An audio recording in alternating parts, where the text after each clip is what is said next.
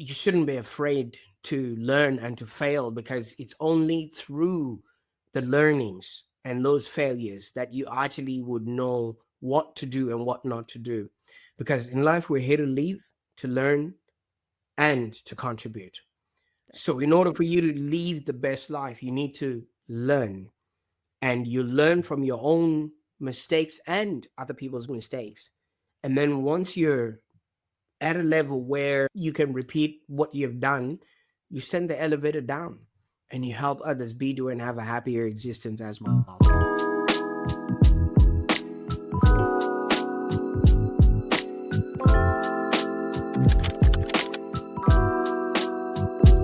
Hey everyone, welcome to Mocktails to Cocktails, the podcast where we mix the right ingredients for your success journey. Whether you're just starting out in your mocktail phase or ready to shake things up in your cocktail era, I'm your host, Jia Rastogi, and today I've got a truly inspiring story to share. Imagine arriving in a new country with nothing but a backpack and big dreams, facing the cold reality of winter without even having a working heater. Then turning that hardship into the spark that ignited a whole new life. That's the journey of today's guest, Prosper Taruvinga. From washing dishes just to get by to building a thriving business and helping hundreds of others do the same, Prosper's story is all about resilience, grit, and the power of relentless hustle. He's faced every challenge you can imagine, starting over, learning new skills, and building from the ground up, all while navigating the ups and downs of entrepreneurship. If you've ever felt overwhelmed by the grind or wondered how people seem to turn tough breaks into massive breakthroughs, this episode is for you. Prosper, I'm so excited to have you here in Mocktails to Cocktails. Welcome. Absolutely. Gia, thank you so much for having me on your platform. And yeah, I can't wait to see what you've got in store for your audience. Yeah, I'm so excited as well. So, in the spirit of the podcast Mocktails to Cocktails, Prosper, if success were a drink, what would be its two main ingredients for your success? Fantastic. And thank you so much. I would choose grit and time. Now, with whatever you do in life, if you don't apply yourself, all right, you don't do the right fundamentals and you don't actually put in the amount of effort needed for you to achieve that particular thing, it's never going to work. And once you've got the ingredients in that, which is great, you're going to need time for it to actually work. Okay. It takes 21 years to be 21 years old. If you want food to be made, you put all the ingredients and then you wait. All right. So a lot of people don't put the weight in there because it takes time for dreams to come true. Definitely. It's about like the grit and then also the time and the patience to wait to see those results from your actions. Let's dive into that early mocktail phase, the part of your journey where everything was just beginning and the challenges were real. This is a phase where many of us feel uncertain, overwhelmed, or even stuck. But it's also where the foundation for everything gets built. I'd love for you to take us back to those early days. So tell us, what was it really like when you started and what kept you going when things got tough? Absolutely. And thank you so much for that question, Gia. You see, when I arrived in Australia, I had nothing but a backpack just full of hopes and dreams.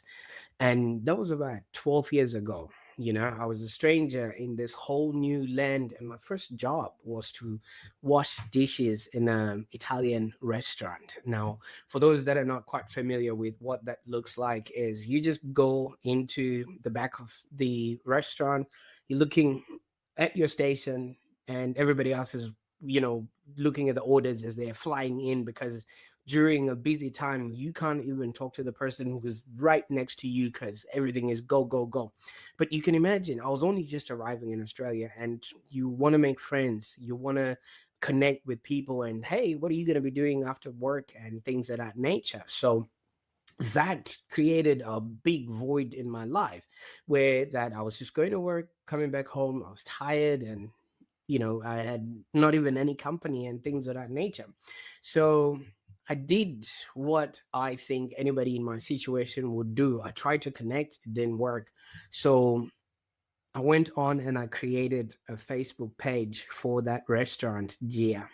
And obviously that was against the protocol, because why would you do that? And why would you create, a page on behalf of somebody else's business? And for me, I wanted to use that as a way to say, hey guys, like this page, so that I would know who they are and see, and then I can connect with them on Facebook. And then we can connect, outside of work.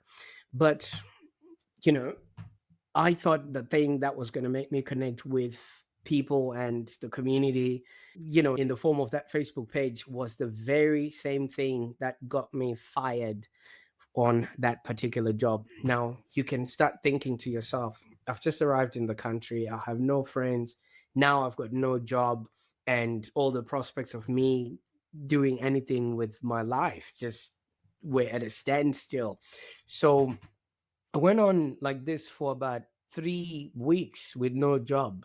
And a very lucky thing happened, as a result of this page. So, two girls from the Richmond Tigers came to the restaurant, took a photo, and then they tagged themselves in that page. And that photo went viral. So now the business owner didn't know what to do with this newfound fame. And guess what he did, Gia? He picked up the phone and then he rang me, and he's like, "What are you doing?" And I'm like, "Oh, I'm just looking for a job." And he's like, "Come on over." I'm like, "Oh, what am I supposed to do?" He's like, "Look at what you did." I was like, "Oh, sorry, I've already apologized. You fired me." He's like, "Fix this." So I'm like, "What does that mean, fix this?" And he's like, "Do it again." Because back in the time, the internet was not trusted.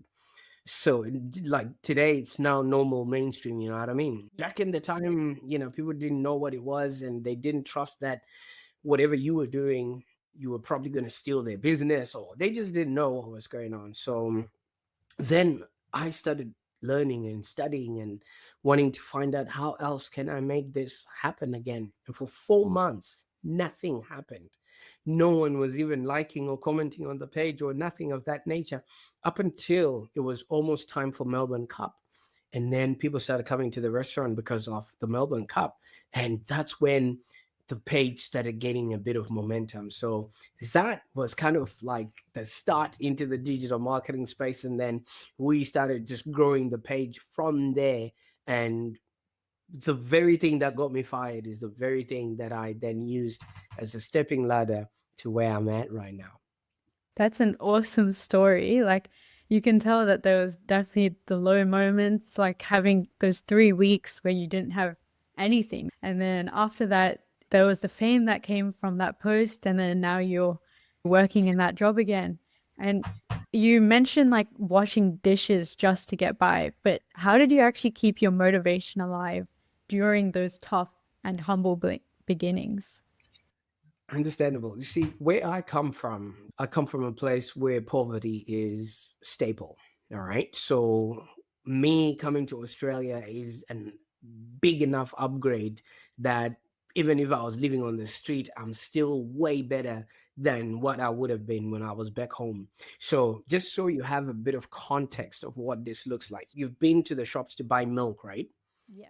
And when you go into Coles, they give you maybe a catalog, right? And then you can see what's on special and things like that. So, in the time I left my country, if you took a catalog at the beginning, at the front of the shop, all right, and I don't know why they do that. You have to walk all the way to the back to the fridges where the milk is, and then walk all the way back again for to check out. So, if the catalog said milk, maybe 2 liters of milk was $2. By the time you walk back to the fridge and then walk back to self checkout or to the checkout, you will be expected to pay $5 for that same bottle of milk. And that $3 in between the two and the five within 3 minutes is called inflation. So that was across the board. You can imagine, you are well versed with property. You can't even budget for property. You can't even save for a property. Because if you are hired today at maybe $200, let's just say $200 a month, your salary, by the time the month ends, whatever you needed to pay with that 200, you now need maybe $500. So it was just, the money was not stable. So you can't plan, you can't even think ahead, you can't even think of even having a family or even going to school, because one, you can't even afford to pay for the school fees or buy the books or pay for boarding and everything else. So my hopes and prospects were not going to be anything else. So if you're coming from that, and at least you come to a place where you put the lights on, they don't switch off unless you don't pay, the water tap is on, and you wait for a tram, it comes at exactly the same time that you it says it's supposed to come on the app, you'd be dumbfounded to not be motivated to want to make it work, because otherwise the next best thing would be to go back, and I wouldn't have wanted that. Yeah, definitely. I've been taught this thing before where it's like the one reason that we take action is for two reasons. One is to either avoid pain, and then the second reason is to gain pleasure. So, obviously, Mm. in that scenario, you were working, you were washing dishes, you were making a Facebook group just to make friends. You were doing all of that to get away from that pain of, living in your old country and, like all the hardships that were there. So from like moving to Australia, you were given so many more opportunities. Just for clarification, what was the old country that you used to live in?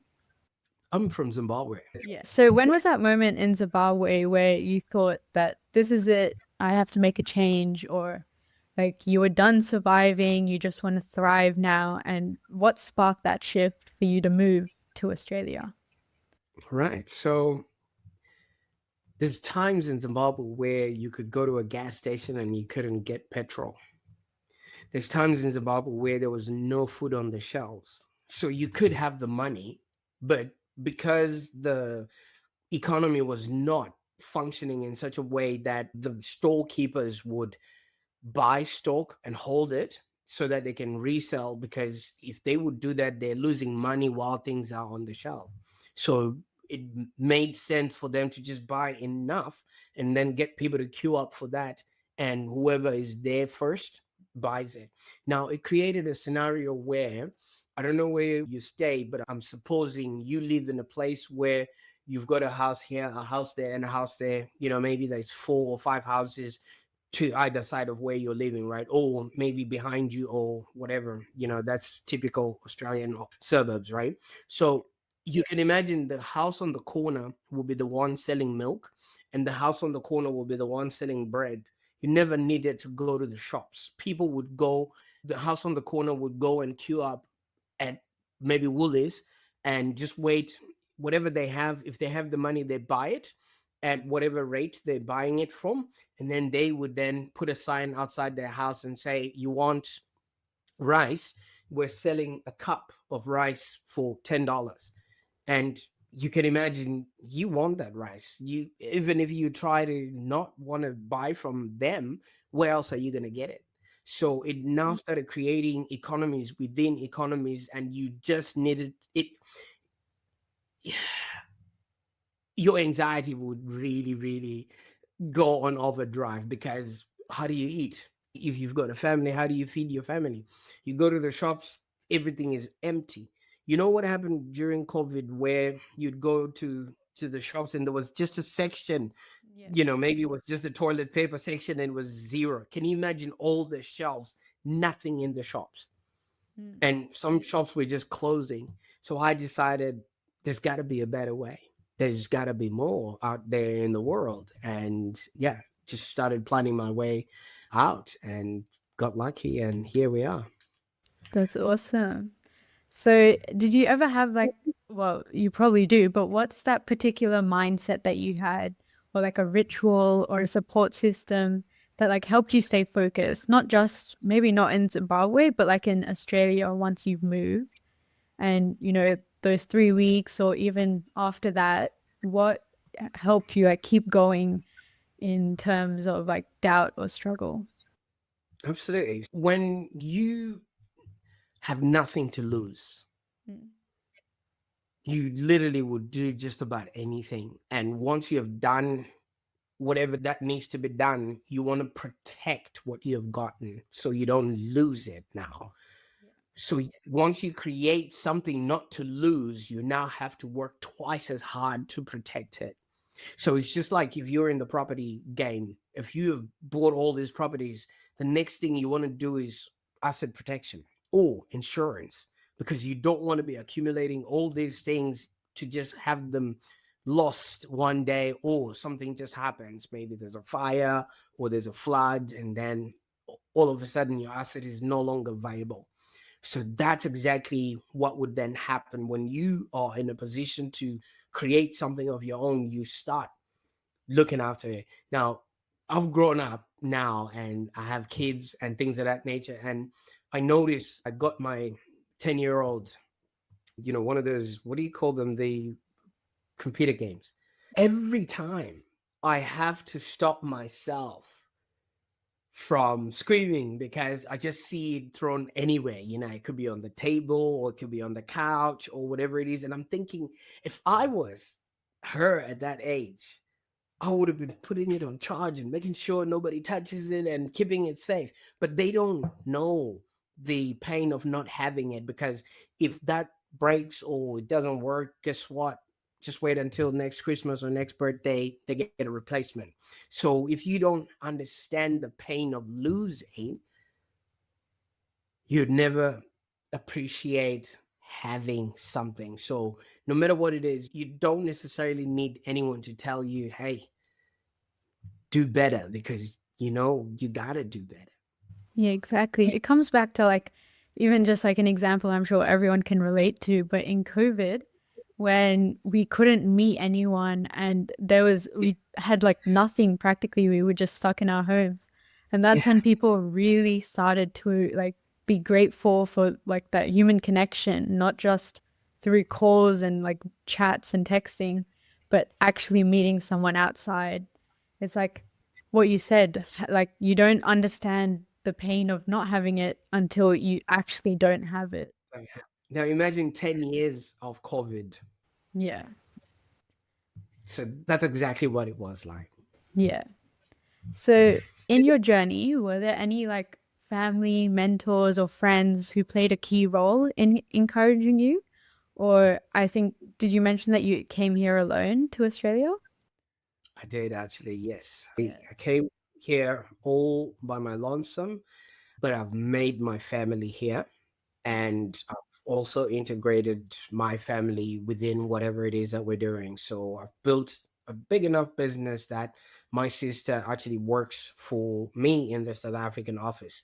And my other relatives are involved in other investments that we're doing. While it was in the building phase, I could say the one person that was there for me was my girlfriend then, now my wife, Angela. And we've built what we have all through sweat and blood, because she also lost her parents.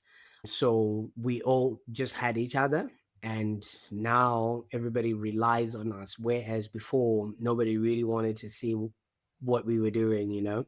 But the tables have turned. Everybody else that was not looking at us is now like, hey, can we come and hang out with you guys? And along the way, as you would understand, there's a lot of learning that you need to do. First of all, I had to unlearn all the shortcuts that I had created for myself because of the situation and environment that I was in. And then I had to learn again financial education. All right. So many of us skimp on that. We just want to jump to earning the money without actually learning how to keep it.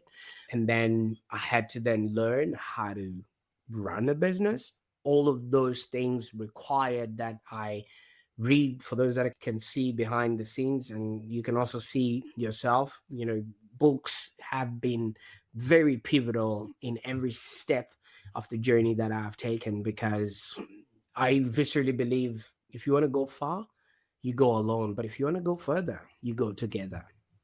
Exactly. And it comes back to like having that support system, not just friends and family who encourage you, but also like mentors who you take learnings from them rather than making those same mistakes as them. I'll tell you something. In the last 20 minutes that we've been speaking, I've learned so much that will enhance the way I run my podcast, the way I connect with people. So learning never ends. And it doesn't matter who you're learning from, whether they're older or younger. There's reverse mentorship. Now I know there's a whole different program like the one that you're teaching me on today. So thank you so much. That's all right. Yeah, I'm so excited. And I think the key thing that you mentioned there was learning never ends. There's no point in life where you know everything, and there's no one out there who does know everything, but maybe someone like AI does, but we're not at that stage yet. But yeah, so did you have any mistake or failures that you had early on that taught you some very valuable lessons that you could, teach our audience and me as well? Absolutely. See, when you're at the forefront of a changing industry, like digital marketing has been completely changing in the last 10 years. And guess what? In the last 10 days, it's been unraveling. You know what I mean? So I've always thought I was amongst one of the frontier people at the top of their game, especially in this front, right? So there was a lot of testing, there was a lot of experiments that were done, so much that I even ended up getting kicked off of Facebook, you know, things like that. The very platform that launched me, the very platform that spit me out. And I've never been back there ever since. So many things. I believe you shouldn't be afraid to learn and to fail, because it's only through the learnings and those failures that you actually would know what to do and what not to do. Because in life, we're here to live, to learn, and to contribute. So, in order for you to live the best life, you need to learn, and you learn from your own mistakes and other people's mistakes. And then once you're at a level where you can repeat what you've done, you send the elevator down and you help others be, do, and have a happier existence as well. So, yes, there were a lot of lessons. One of which was I didn't even know how the rental system worked. That was one. And I defaulted on my rent for 2 days. And before you know it, I got a very nice letter from VCAT telling us that, hey, this is not how you live in Australia. Okay, so it's some errors of omission and other errors of commission. Some of them I committed and I needed to have gone there in order for me to experience it. And another error, which right up until now, my wife still looks at me weird every time I jump around and get excited. You know how when you obviously get a mortgage, so there's that account where you set aside money, offset, Yeah. and in our offset, we were putting money in there, and we had a big buffer in that offset, and it was enough. Yeah. So one day I looked at the bank account and I'm like, ah, we're fine, you know? And I went on a spending spree, and only to realize, no, that's not your money to spend. So it's things like that, that happen. And once you've been slapped on the wrist once, then you know not to do it again. Yeah, especially like coming to a new country, it's a lot of learning experiences that you must have gone through. And, many of the viewers and listeners, they might be where you were, just starting out, maybe uncertain or overwhelmed. So, what would you say to someone who feels stuck or unsure about their next step? You see, a lot of people look at the next step. I want you to zoom out and start with the end in mind.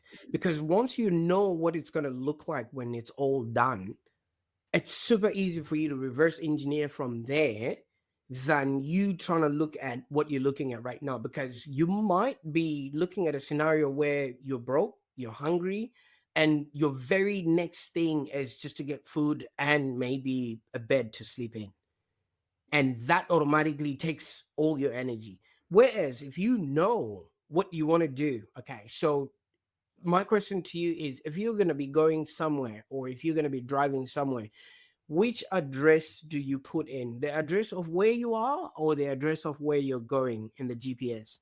Where you're going. Absolutely. And then it reverse engineers back to where you are, right? And even if there's roadworks or there's any speed arms on the way, it's not going to be like, oh my God, let's go back home. No, it will reroute and take you where you're going. So the reason why a lot of people get stuck is because they don't know where they want to go. And if you don't know what that would look like, figure out who around you is at least doing something that you think, you know what, if I would wake up and maybe be like that person, it then becomes easier to then say, maybe that's what I want to do. And then you model yourself, your behavior, and start seeing what they're doing, because success leaves clues. So many people are putting on the internet their daily activities, and they're showing you where they're going, or some people are showing you their portfolio and really showing you the steps of how or what they've done to get there. I think these days, if you're being stuck in an age where we've got internet, in an age where there's podcasts like this, in an age where literally all the information that really needs to be there for human survival is there, I don't think anyone can help you. Totally. And I think what I really loved about what you just said is having that end goal in mind rather than like having that vision, visualizing that, the positive affirmations to help you go to that place rather than just focusing on where you are now, thinking about what you don't have now and what you like, everything that you don't have, but rather that you need to focus on where you're going, what you need to get, how you can get there. And then the second thing that you also mentioned was having that, like a person or multiple people to teach you that way or learn from them. Like if you see someone who is exactly where you want to be or similar to where you want to be and they read a book like every month, then you might want to try implement that into your own life. Just taking those small, like successful things from even just people around you. Like, for example, my dad, he's an early riser. So I might say, oh, I want to do that and also be an early riser. Or like for my sister, she's very hardworking. So I might want to take that aspect and plug that into my life. So just even if you don't have a mentor or like one really famous or like really important person who can show you everything, just taking small aspects from a lot of people as well can drive you into the right direction. But definitely having that vision. And it's something that I've talked about in my book as well. The first few chapters are just about having that vision, having that long term goal. And then, like you said, breaking it into shorter term goals and making sure that you just focusing on the first thing, but overall looking at the overall impact that you want to make and change you want to make. Absolutely. So, how important do you think is embracing that struggle? And what mindset shift would you say is most critical for turning those early challenges into successful growth? Absolutely. You see, the thing is, I don't know if you've ever seen how a butterfly comes out of a cocoon. It starts off as a caterpillar. It's just a wriggly worm that doesn't even know it's going to fly one day. And then instinct kicks in. It covers itself in that wax. And then after maybe 21 days or so, it emerges as a butterfly. So if the caterpillar doesn't do the walking that it does and eating from the ground where it cannot be pecked on by birds, all right, Yeah. it wouldn't have enough energy to then take itself out of the cocoon.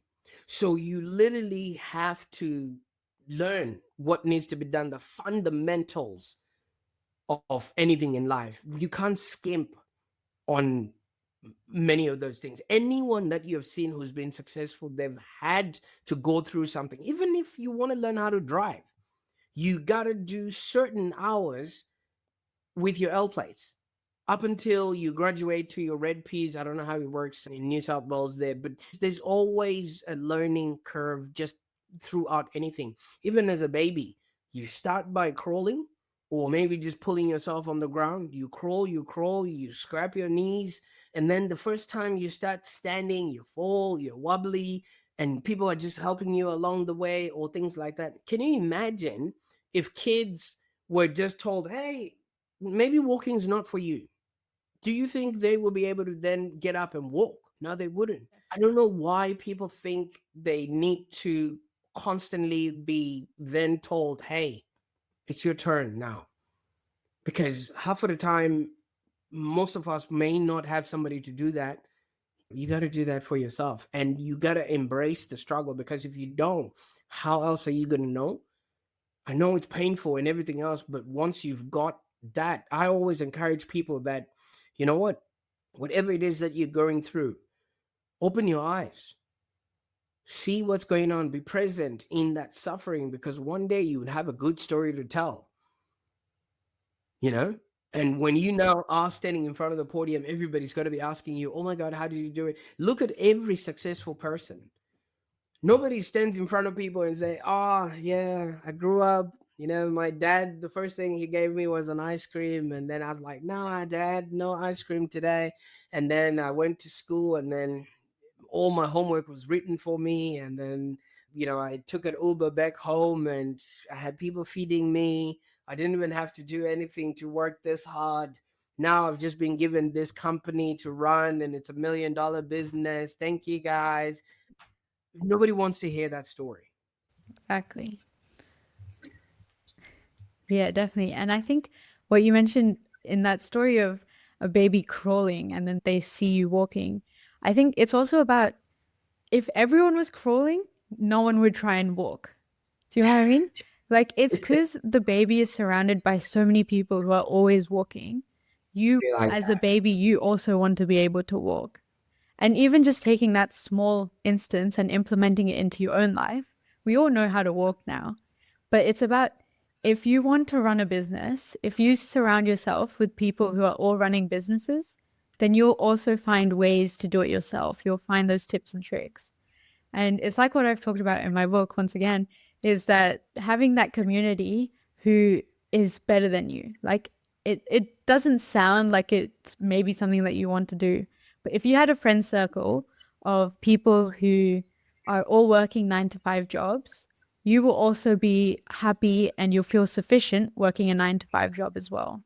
But if all your friends are running businesses and they're able to travel, they have a flexible working life, and you're in your 9 to 5 job, suddenly you're thinking, well, this is wrong. Like, I need to be able to be empowered as well. So then you'll be, subconsciously motivated to run a business yourself.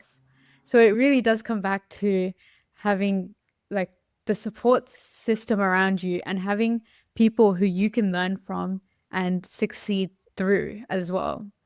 And I'd Mm. love to know, was there a particular strategy or mindset shift that made a huge difference in your growth during this phase of your life?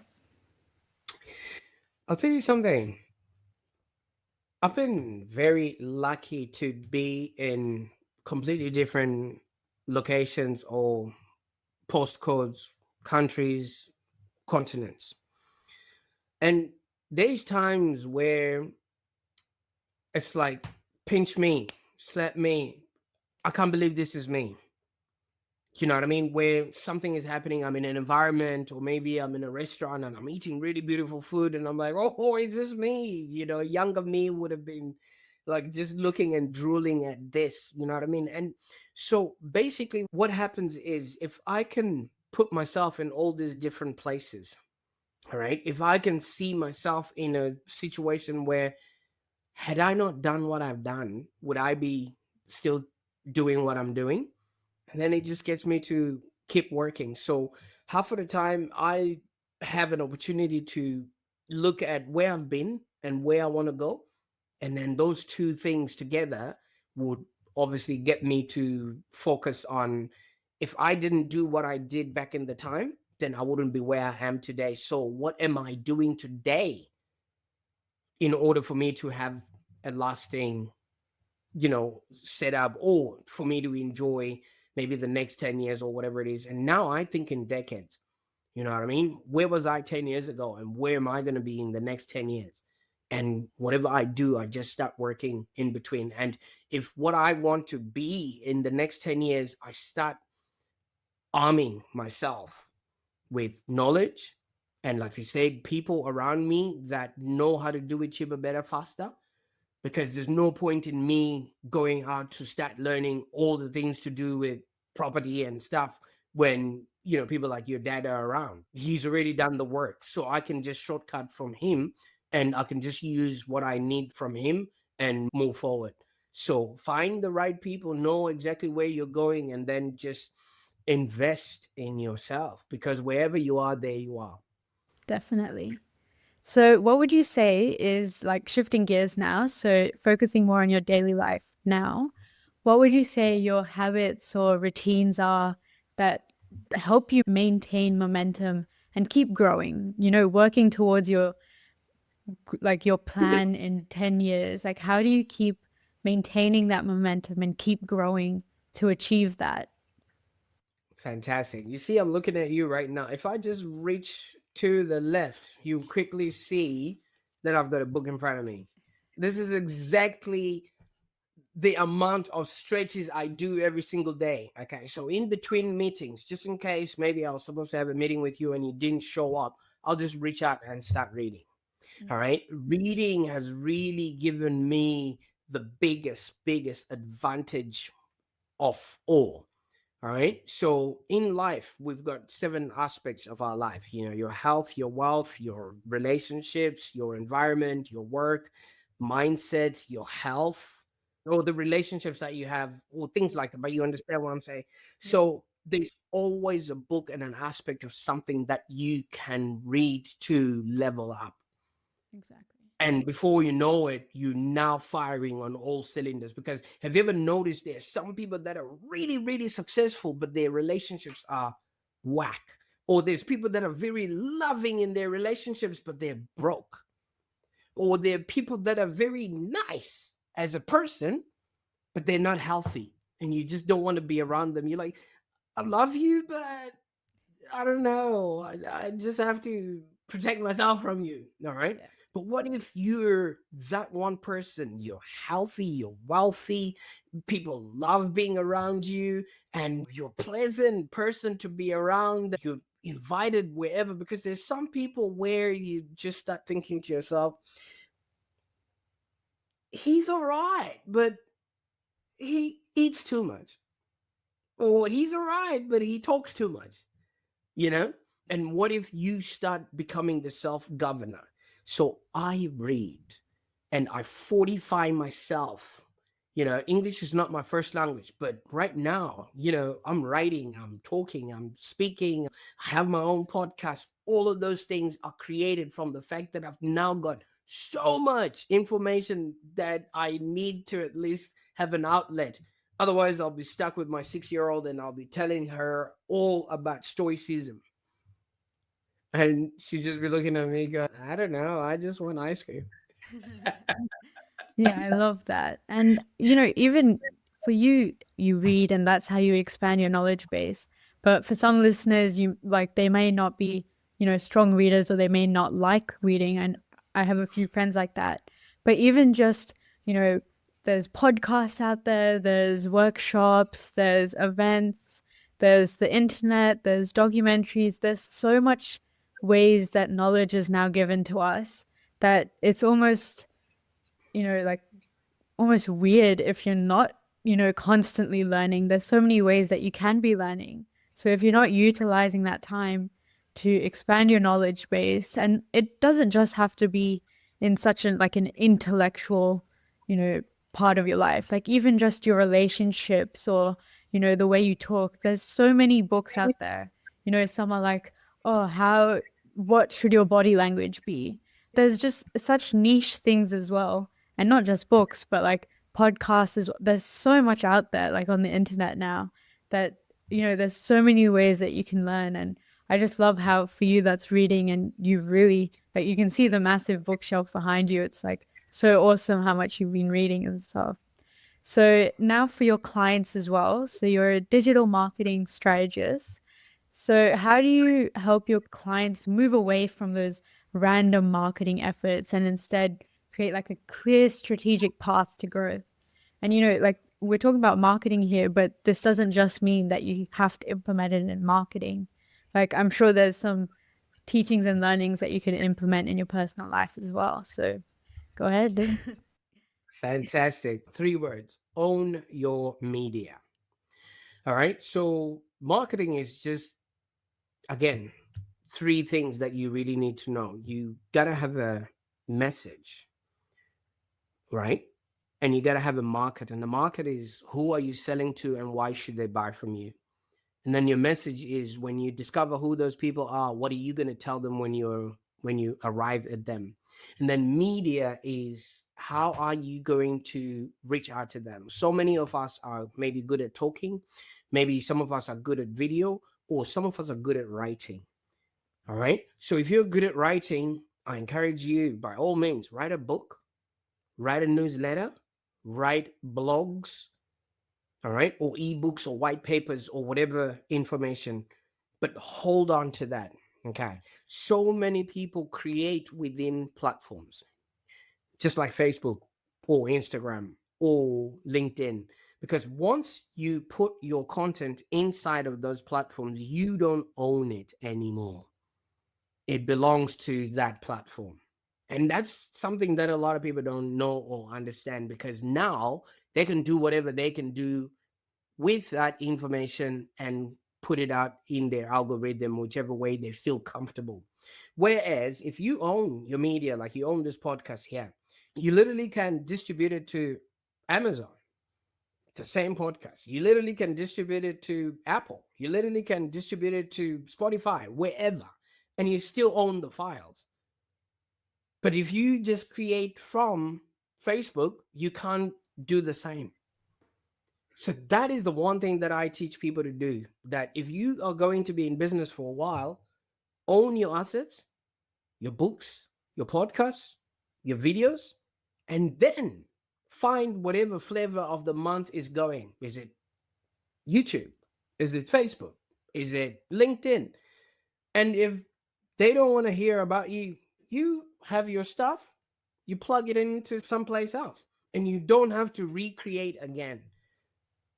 So that is exactly what I do with my clients. And so many of them have gone on to write books. So many of them have gone on to create their own newsletters, podcasts, and all that stuff. And I just, you know, tag along with some of them. And I'm a big believer in this whole stuff, because that's the reason why I've got my own books, I've got my own podcasts, I've got my own videos and things of that nature. And you'll be surprised, I'm not even on Facebook.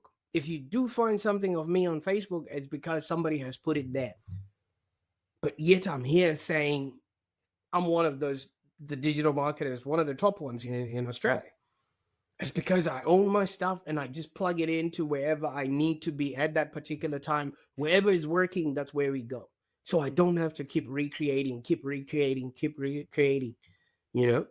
But so many people just do random acts of marketing. Today they're on Facebook, tomorrow they're burnt out. They go to Instagram, and then tomorrow you see them twerking on TikTok. And I'm like, oh, you Yeah, that's stop awesome. random acts of marketing. Hmm. Yeah. So I think what I like that you mentioned was having that, everyone has their own strengths, but making sure that you're utilizing those strengths and then finding ways to maximize that. Like you said, if you like writing, then write a book, write a newsletter. If you like speaking, then do videos, have a podcast, like those kind of things to maximize your strengths rather than, focusing on something that you don't like and then you're doing it just because you have to do it. And you also mentioned burning out. And I feel like that's a real challenge in entrepreneurship. So, how do you yourself make sure that you're not burning out without sacrificing, like your well being or your passion? I don't know about you, but I'm at work right now. Yeah. Does it feel like it or does it look like it? No, it doesn't. All right. And let me tell you something. I created this moment by having had you on my podcast first, right? And then we obviously got to know each other. Now I'm on your show. And you're exposing me to a world I would never have been able to do so by myself. For that, I thank you. So, can you imagine how many opportunities I'm opening up for myself just by being me? When somebody has an opportunity to be on my show, they would want to reciprocate and do the same. And I don't now have to maybe pay for ads or dance on TikTok or do crazy things just so that I get into that audience. So you see what I'm talking about, right? So when you own your media, when you start creating from a place of you know where you want to go, you know what it looks like, it's easy for you to bring other people that also can put you on, and you start exchanging and you start collaborating. It is really that simple. But for other people, it might be difficult. They might not have that opportunity to have done that or whatever it is. And it just really boils down to the one thing: just figure out what it is that you can do. And then don't ask what the world can give you for it. Give us gain. The more you give, the more you will receive back. And then you will notice, even if you're giving some things to people for free, if people are saying no to it, they're never going to pay for it. So now you know in time. Whereas you create something and then you think people are going to like it, and then all you hear is crickets now. Do you get? So whatever you create, give it away, give it away, give it away now. And then those that are saying thank you, get a testimonial from them, and then turn around to the next person and you say, hey, this costs $50. Here's a testimonial from somebody. People get burnout because they don't have an expectation. They haven't created enough for the universe to give back. There's a lot of energy that goes into creating something like this. Definitely. It comes back to like what goes around comes back around. So if you're like always giving out that negative energy, then that same negative energy will come back to you. But in like your scenario and probably like the listener's scenario as well, if you're giving out positive energy, then good things will come back your way. So I know you're probably very familiar with this. What's the importance of tracking and measuring results in marketing?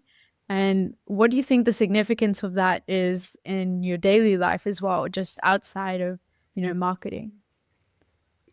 How do you track or measure a hug? You can count it, I guess. Okay, so in essence, I'll give you an example, especially for people that help people with property. Usually, when you help somebody to buy a property, it's a transaction that is finance, and then it just so happens that there's brick and mortar involved. But that person is going to go and live with their family in that house. They're going to have all those memories. They're going to grow, love each other, and things of that nature. So there are certain things that you can measure, of course, things that maybe you outlay money for. All right. So if I pay $50, at least I need some sort of a return on that. But then also there's other things that cannot be measured. So you need to have an understanding of what can be measured and what cannot be measured, because so many people are trying to measure things that don't need measuring. How do you quantify this conversation right now? I mean, you can't really, but there's like the quantification of like how much you're learning from it, but there's nothing that you can specifically like count in this conversation, I guess. Absolutely. But maybe you can count how many people you reach out to every single day and how many respond back to you. Maybe that's a figure that you can count. So for every 100 people that you reach out to, maybe four return back to you. And then maybe out of those four, one becomes a customer. So now you know, at least if you want five customers, you need to reach out to, maybe 500 people. Does Yeah. that make sense? Okay, so Yeah. that alone, but what you then do in between, sometimes some things don't require measuring. Yeah. Because if you measure everything, usually you end up skimping on something just because you're not getting the result. Yeah. So know what to measure and know what not to measure. And I don't know if I answered your question there, but there are certain things that in marketing, yes, of course, how many leads are coming in, you measure that. And then so you can amplify on that. But how much time you give to your clients and how much stuff you give out for goodwill, some of that stuff you can't measure it. Yeah, definitely. Yeah, it definitely, like, you have to make sure you're counting the right things, measuring the right things, and then also keeping track of that to move forward. And Prosper, I just want to say thank you. It's been an incredible journey that you've shared with us today. From those early struggles to those breakthrough movements, and now hearing those like actionable strategies, like always investing in your knowledge. But I know our listeners are going to be buzzing with ideas and motivations after hearing your story. But before we wrap up, I'm sure all the listeners are burning to know your answer to this one question. What is your favorite drink and why? Fantastic. My favorite drink is whiskey. I'll tell you why I love whiskey. You see, with whiskey, you have to wait for it to mature. All right. So there's usually, maybe most whiskeys are a 5 year old, other whiskeys are a 10 year old, others are maybe a 12. 12 is a usually good statement, and others are 21-year-old whiskey. So basically, this is what happens: a distiller puts in all the grain or single malt into a barrel with water, locks it up, and puts it in a bun. Then they have to wait for the time that it takes to mature. So if it's 5 years, you wait for 5 years. If it's 10 years, you wait for 10 years. If it's 21 years, you wait for 21 years. And you can't skimp on that. So normally for me now, every Saturday when I'm sitting around with my girls, I'm maybe sipping a whiskey. I'm not an alcoholic. I get very spiritual when that is happening, because I look at the whiskey, maybe it's a 10-year-old. I look back and say, where was I 10 years ago? What was I doing? Are the people that are around me still the same people? Have I grown? Have I mattered? And then from there, I start looking and saying, if I was the distiller of this whiskey drink, I'd have to wait for 10 years. So, what have I created today that will be enjoyed by someone who I don't know, who I don't have an idea who they are? And in 10 years, they'll be enjoying this drink. So, Gia, like we have done today, we've created something. And if somebody's listening in 2034, hello from the future, we still have internet. I don't know what you guys are using now. That is my drink. That's awesome. And it really comes back to what my first question as well, that the two most important things for success is grit and time. And, just whiskey, even though it's something that people take for granted, it's taken that 10 years to mature and become better. And also, like you said, thinking about what are you doing right now to create that whiskey for 10 years later. So, Prosper, thank you so much for sharing your incredible journey, insights, and practical advice with us today. It's been a real pleasure having you on Mocktails to Cocktails. And if the viewers want to stay connected with your work and dive into your resources that you have, where should they find you? So it's pretty easy. If anybody knows Star Trek, live long and prosper. All right. So that's about it. So you go on the internet, look up Livelong Digital. So www.livelongdigital.com.au. And yeah, you will find me there. LinkedIn, or depending on where you are in 10 years, like we have created today, I might be on your phone or in your, what are they doing with Elon Musk? I'll I be have in no your idea. brain There's so chip, many new things. or Just I'll like be in your audio. AI or whatever you kids call it these days. But on the internet right now, this time we are recording this, it's just livelongdigital.com.au. Awesome. I'll have the links down below so then all the viewers can, you know, get in touch with you. And listeners, if you found value in today's episode, please take a moment to leave a review, share this episode with your network, and DM me on Instagram at classclown to wealth wizard with your biggest takeaway. And I'd love hearing from you. Thank you for tuning in to Mocktails to Cocktails. Remember, your next level of success starts with the right mix. So keep shaking things up, and I'll catch you in the next episode. Cheers.